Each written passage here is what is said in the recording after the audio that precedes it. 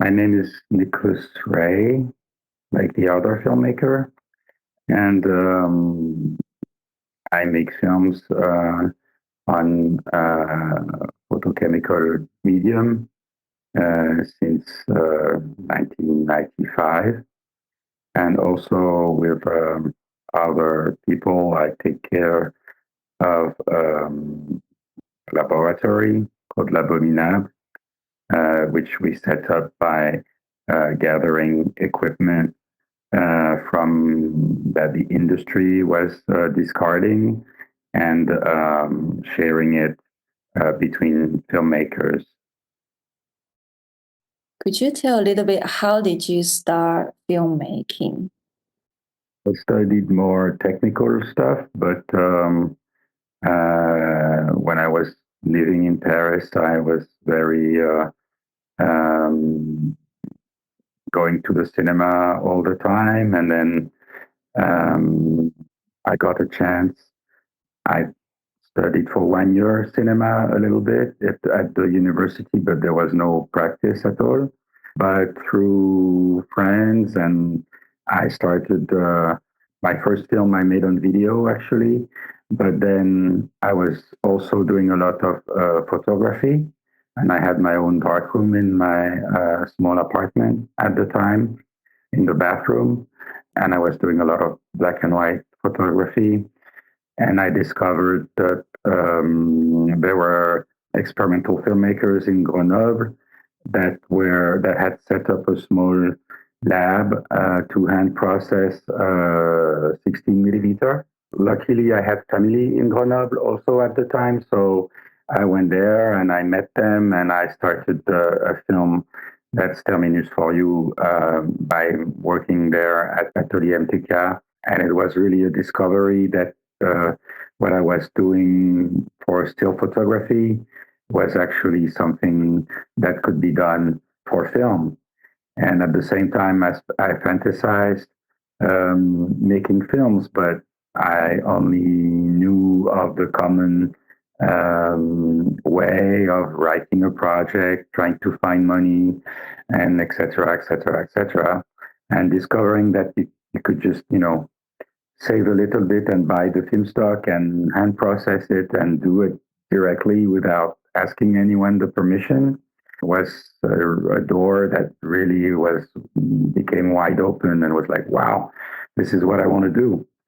And it was about over the course of 1 year, it was about 10 filmmakers from Paris that went down to Grenoble at Atelier MTK to process Super 8, to process 60 millimeter, to use, they had already a small JK optical printer.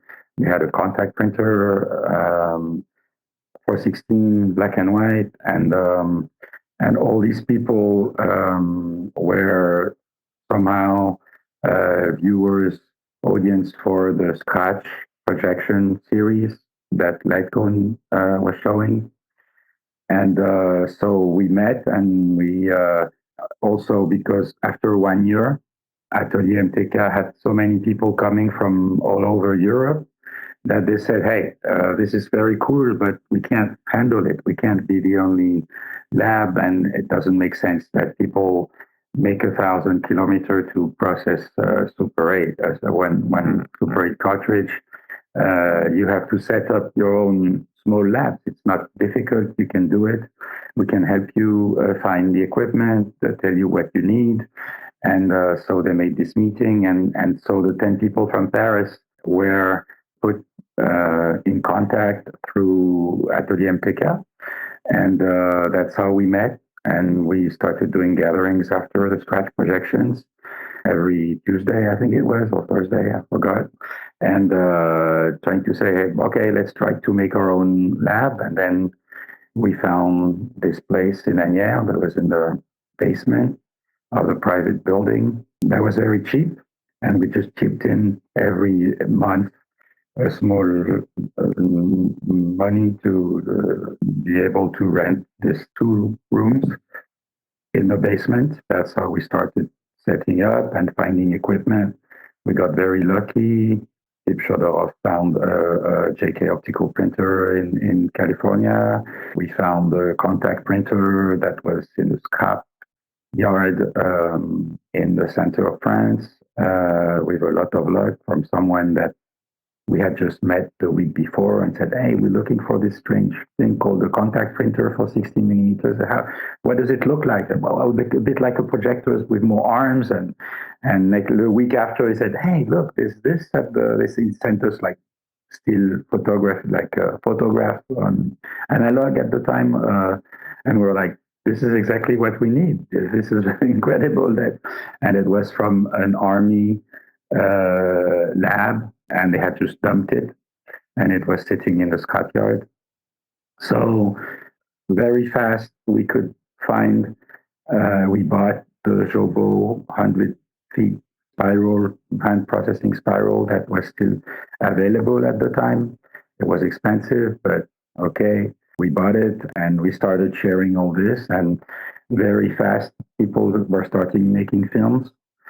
And from the beginning, we kept what we had found very cool in at Atelier MTK. That is which was there's no selection on the project. People that come want to work in the lab.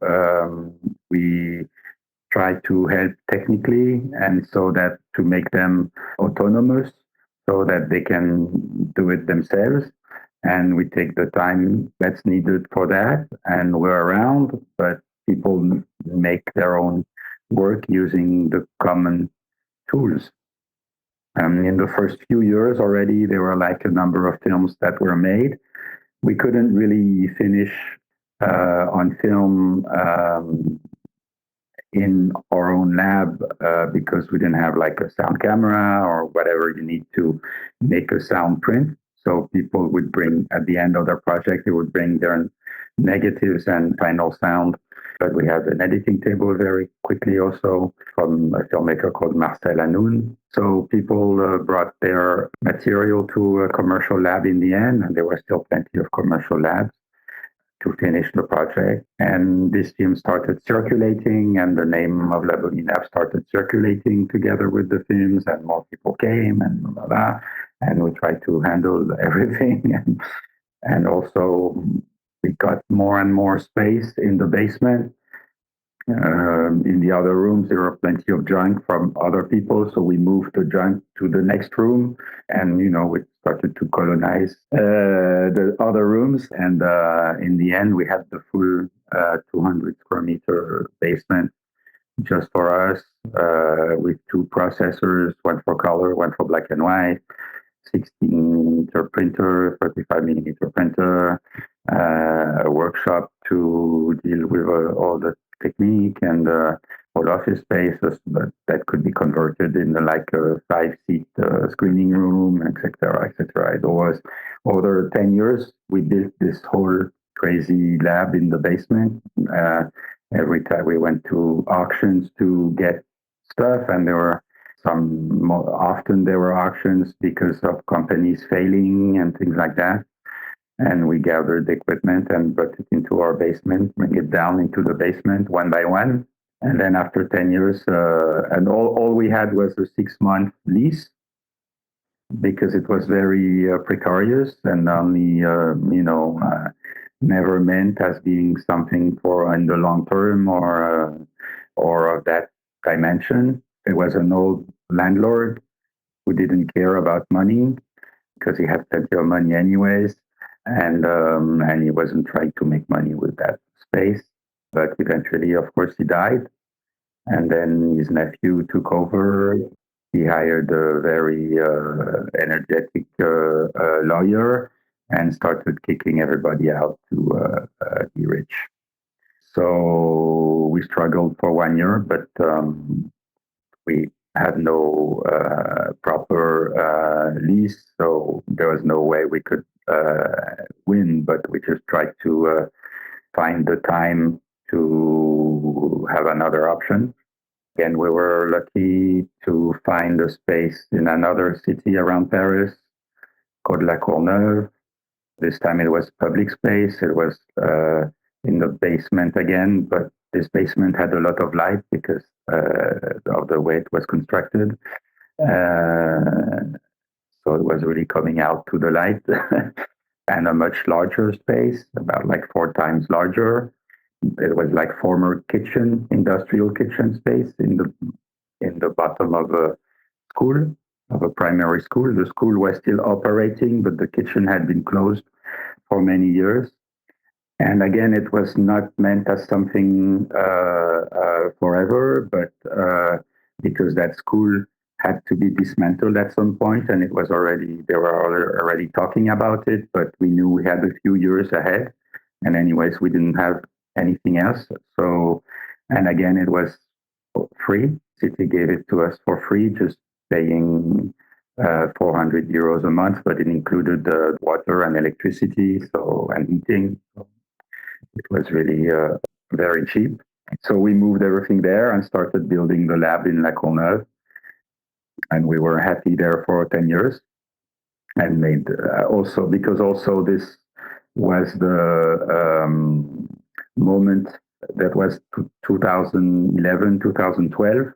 So it was also the moment where projection in the cinemas became digital and all the major labs most of them started failed, and it was a very sad moment and very scary moment also, but also very sad because many people were just tired and sent home when they had like so much skills and having worked like for 20, 30 years doing something very precise, and from one day to the other being told that it wasn't needed anymore, so go away and do something else.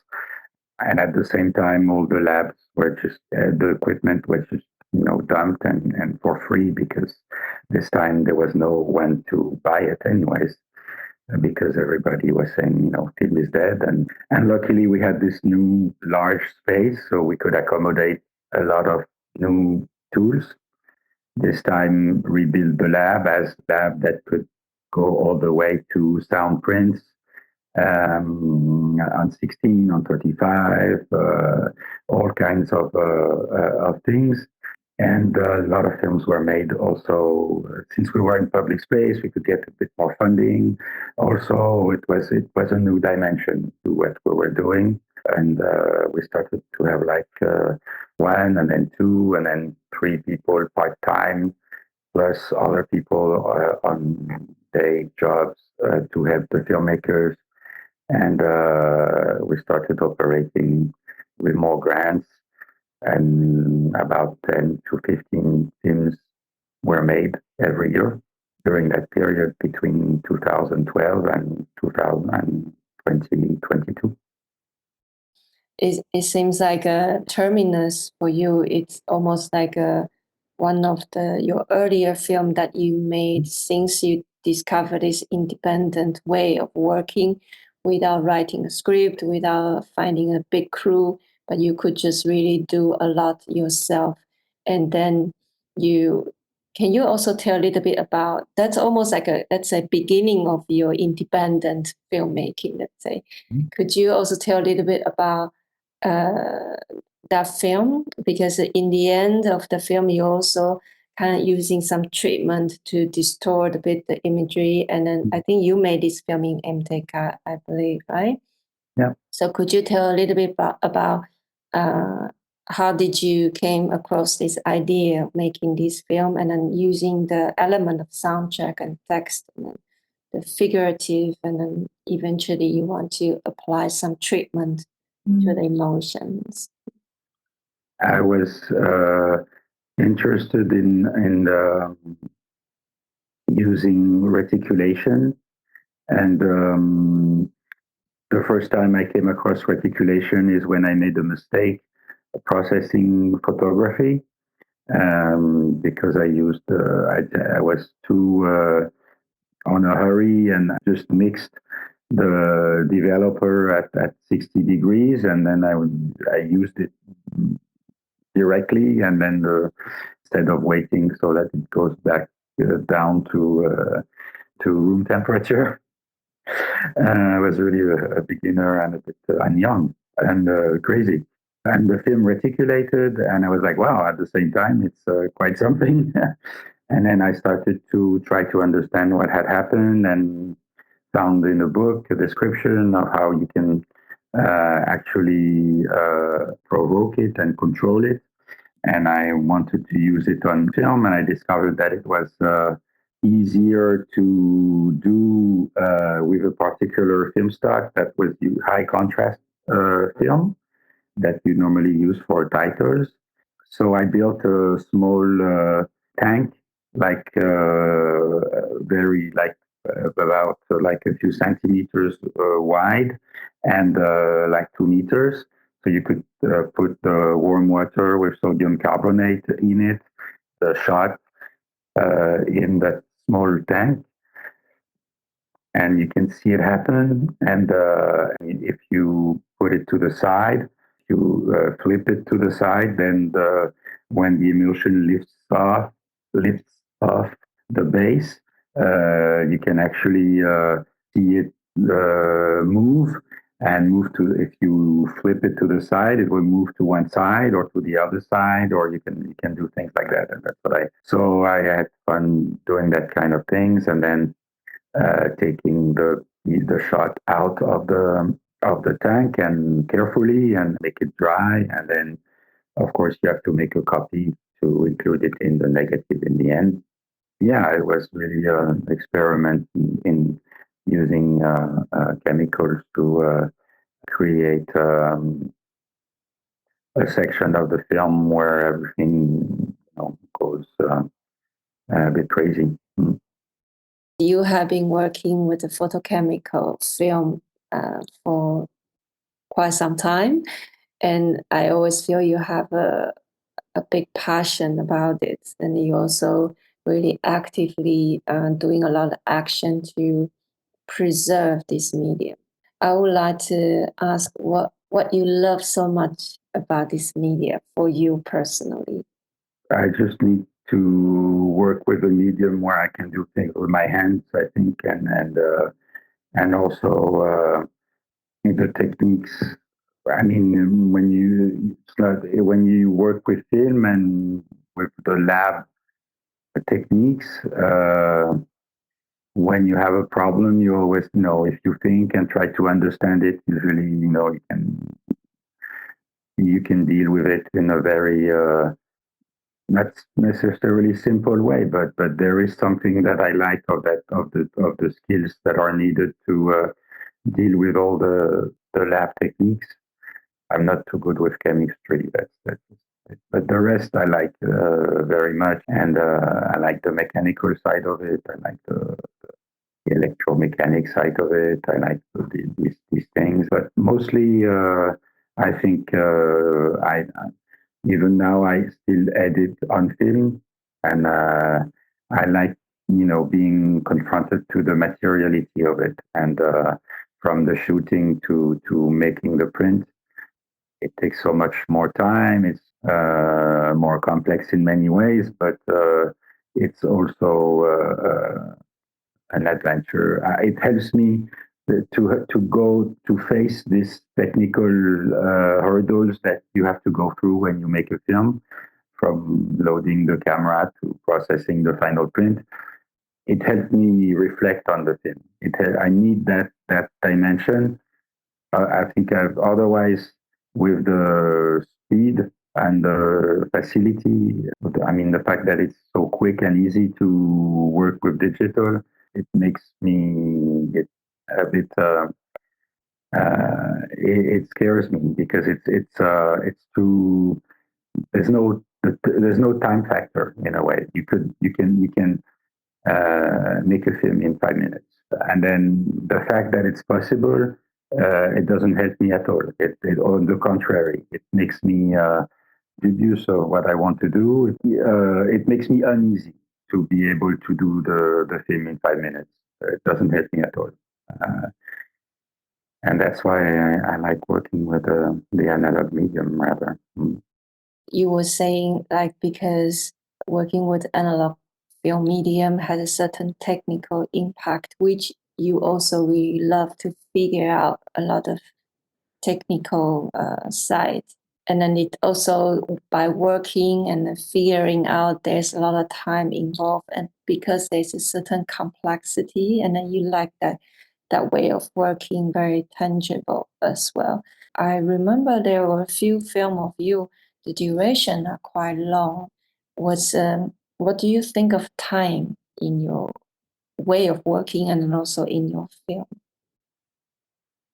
I don't know. Maybe I'm maybe I'm slow. Maybe it's just that I'm slow. I try to give an audience an experience over time. I think that's what cinema is about: an audience, an experience with that particular medium. I think cinema is not a content and a medium as it is often seen or understood. I totally disagree with that standpoint. I think it's a medium that gives sensation, and that's what cinema is. And it's a medium that gives sensations over time. That's how I try to approach it in the filming and in the editing. That's why I don't want my films to be digitized or to be shown digitally, because I think it has too much to do with that medium, and that it's really that digital is it's not that it's a problem, but it's just a different medium, and that doesn't give the same sensations. And from there, there is something specific to film projection, uh, and for at least for my own films, I want to. I wouldn't want to be different. I couldn't really sing your earlier work when I was around, but there's a one film of yours I watched 3 times. Very luckily, that is differently. It's a film you made in 2012, and it is also a film. I believe is like 9 chapters of 9 reels, and then it it has a very interesting format. It's like each time the projection is, or the audience can decide the projecting order, and it is also a film that you inspired by a novel that you actually couldn't read because it's in German. Would you like to tell about that project? How did you came across that idea, and then how did you eventually choose this way of working, including you also using an expired film stock? So that project really started from reading an author called Günther Anders, who was a German philosopher and thinker, who was Hannah Arendt's first husband, and they studied philosophy together. And Günther Anders later wrote a lot of essays and about technique and technology. He was in exile in the United States at around during World War II. Also, he was a very strong opponent of nuclear, not only warfare, but also technology, even civilian technology. And he wrote 2 large books about these questions of how our society has become completely addicted to technology, and how technology really rules the world even in a very intricate, in a very strong and sense, and politically.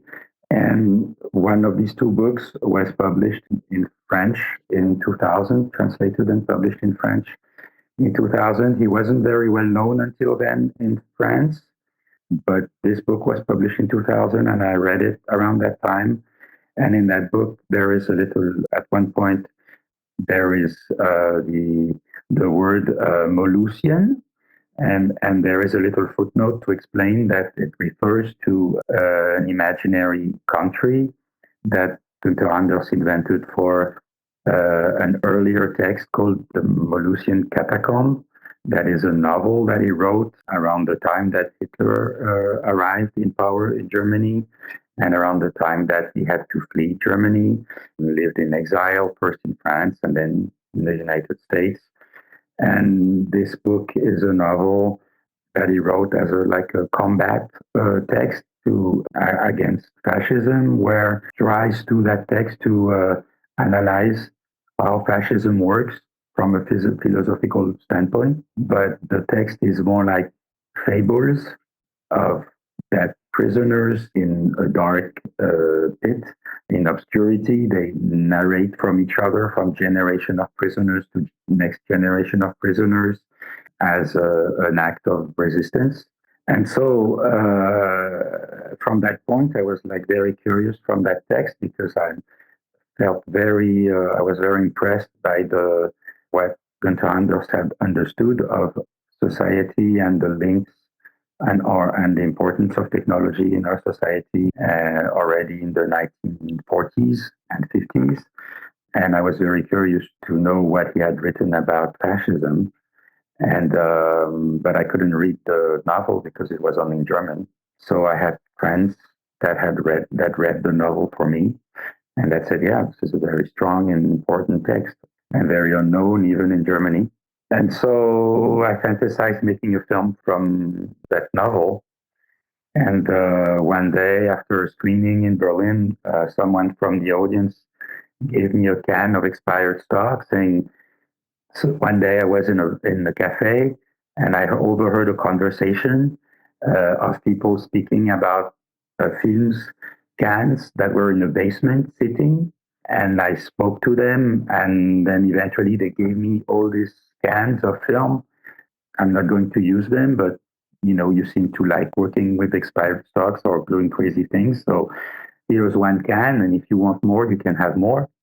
So I make a test on it, and then I said, "Yeah, I want the rest. If you want to give it to me, sure."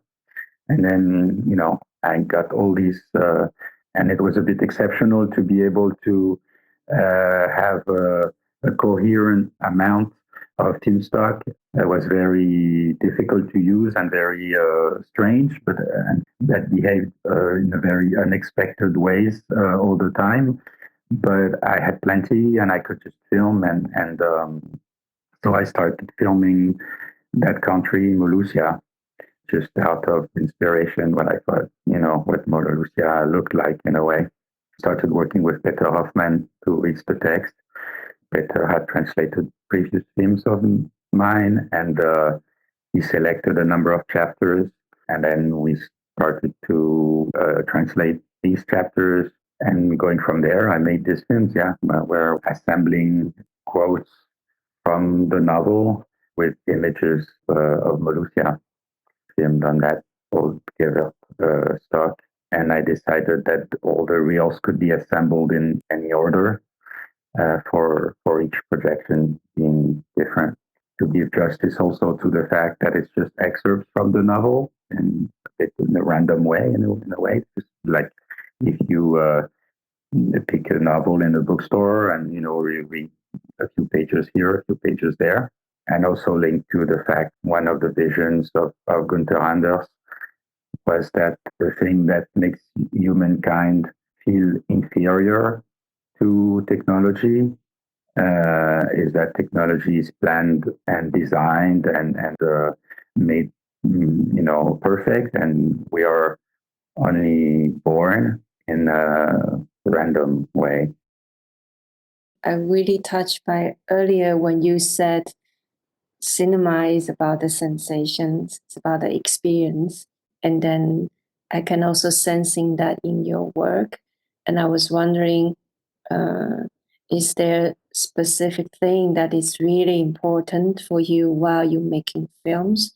it could be certain theme or certain way that you feel it's really essential and crucial for you in your film or your way of working? You know, I do the films uh, by myself usually, almost, or completely sometimes. Um, Although there are collaborations like the one with Peter Hoffman, uh, or with people that are involved sometimes in the films. But usually I record the sound, I make the images. I try to see that medium also as a medium where image and sound is assembled in the film. And I try not to cheat with that. I don't really like when you try to make the audience feel that this is the sound from this image when it's not true. If it's true, yeah. If it's not true, I'm not sure. But I think there's a lot of potential in assembling image and sound in a more open way. That's what I try to do in the editing, trying to find the right distance between the image track, the soundtrack, and I would say the voice track. The three of them combining. Usually, that's what guides me in the editing stage, trying to combine these three dimensions. I make 3D films. Earlier, you said you start a darkroom in your house when you're working with photography, and then when you start to set up the artist one lab, and then while moving in different places, and you gather more machines and more tools and device. So how do you see a changing process from more hands-on to more machinery? What's the limitation and possibility that gives to you and then as an artist that you notice? For me, it's the same thing. It's not very different because in the lab, a lot of times I'm the one that repairs the machine. So, so it's still hand processing in a way. It's not. Yes, we do. I mean, we started kind of early. I started. I made the prints of films when we couldn't make the final prints at L'Abominable.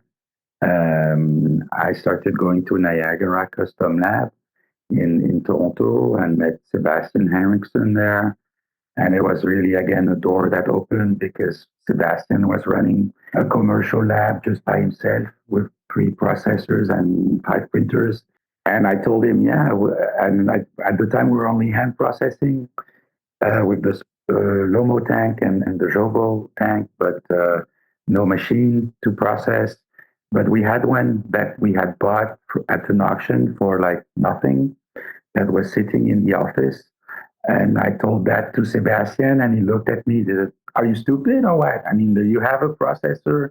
Why don't you use it? It's ridiculous. I mean, it's just a processor." I think he said, it's just warming up water and then running the film in it with nothing complex about it. Why this is insane. I mean, you should just use it. Why do you bother? Just hand processing. And so I came back and I told the others from the collective, well, I think maybe we should try use that machine that we have. And we started it was black and white, so we had to convert it to color, and it took a lot of time to do that.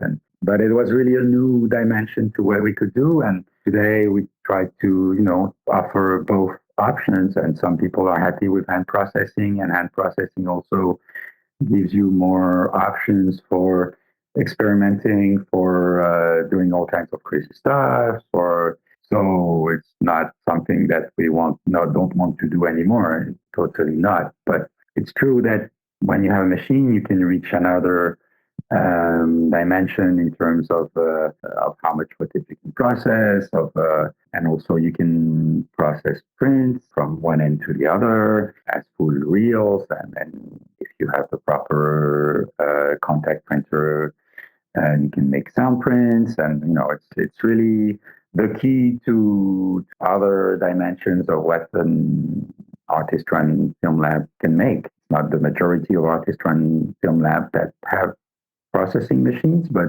now there's a number of them, and that's great.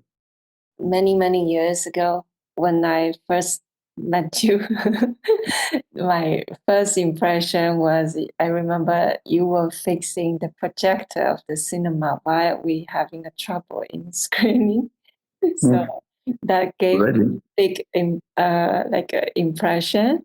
And also, it always come to the question in the Artist Run Film Lab network, and with this being an artist and also at the same time being a technician, just like somehow when you work with this medium, also operating with all those devices you're using, somehow you also sometimes break another role as a technician, or you need to understand what you are using, or when it has trouble you had to repair, and you are very good at it. So I was wondering, how do you dance between this role of being an artist, a filmmaker, and also having this ability of being a technician to repairing and figure out the technology of this machine and device? For me, it's the same thing. So I don't really separate it, and that's what I like about this medium is that I can, go from one to the other. I mean, it's really the stat dimension is really crucial for us to be able to continue. So there's also the dimension of more and more trying to share as much as I can skills, because yeah, it's essential so that filmmakers can keep using that medium. Of course, there's no more manufacturers of the equipment that we use. There's very few technicians that you can call, and that means often also they cost. They charge crazy amounts of money or things like that, because they're like the only two in the world that can do this or that and want to get paid a lot. And at the same time, as I said, a lot of these skills and that the film technology involves, a lot of things can be learned by people that are interested enough in spending time, a bit better if they have some sort of technical training to begin with, of course. But a lot of things can be, often people are stopped by things that are not so complex to deal with. As Christophe Goulard, who was my mate in taking care of the machines in the lab for 20 years, often said, 80% of electronic failures is just bad contacts somewhere. And once you know that, that's when you start looking at that. And of course, in a complex machine, there can be millions of contacts. So sometimes it's not very helpful, but it's not necessarily the microprocessor that failed with a program that you can't find anywhere. That can happen, but most of the time it will be a bad plug somewhere. And so I dream of making a book one day about all this, but I don't think I find time to try to address the problems by start looking at the most common source of failure. And usually the most common source of failures is not the most complex ones. Would you like to share a little bit about the other project you involved?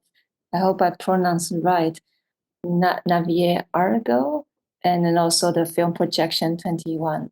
Well, in 2014, I think, around 2014, when everybody was saying film is dead, and everybody was freaking out that Kodak would stop making film, manufacturing film, and also we were circulating our films. I was circulating differently Malusia a lot, and other filmmakers from the lab also.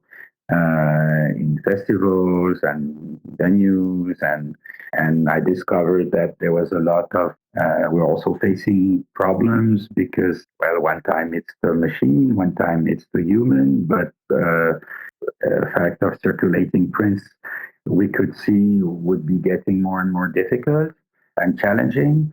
And at the same time, we were meeting a lot of people that were dedicated to trying to circulate the films on film, whether it is people from the archival world, main cinematheques, or venues or programmers, or a lot of people trying to say, hey, we need to find a way to continue, and it will be a minority, of course. Needs to be preserved, and it needs to be preserved. It needs to be advocated for.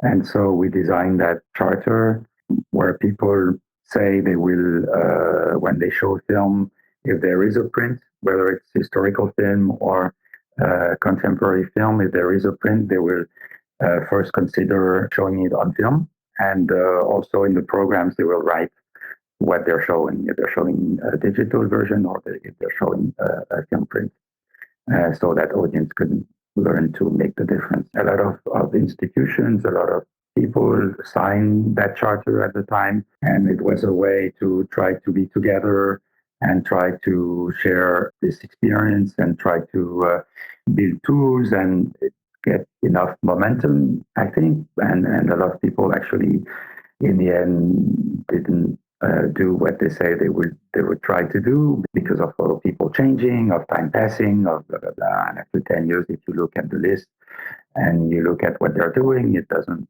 match. But whatever.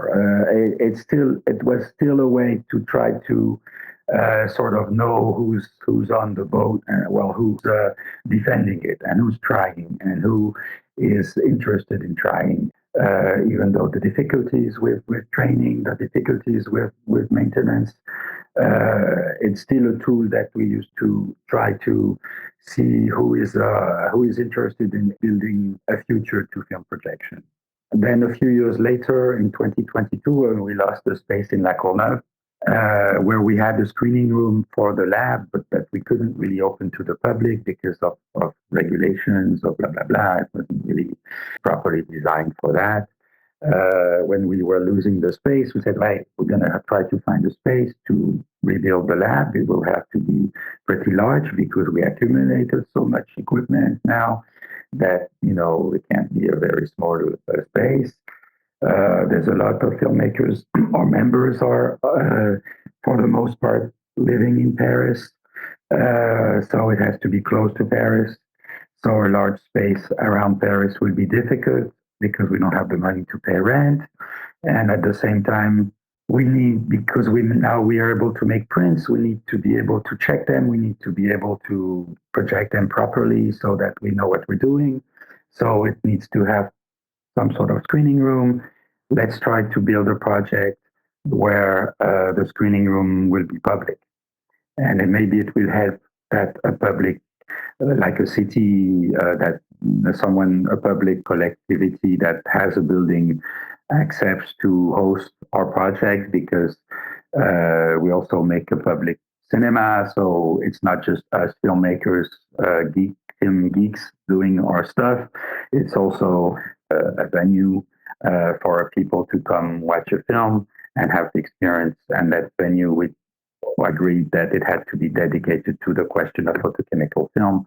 No one else does. We would follow the charter of Film Projection 21 and show films on film as much as we can. And then we were lucky again to find the city of Épinay and the project of that had just bought the largest industrial commercial film lab called Éclair, the largest lab of this kind in France, and one of the largest in Europe. That's really a factory-sized lab with like 6 or 7 buildings.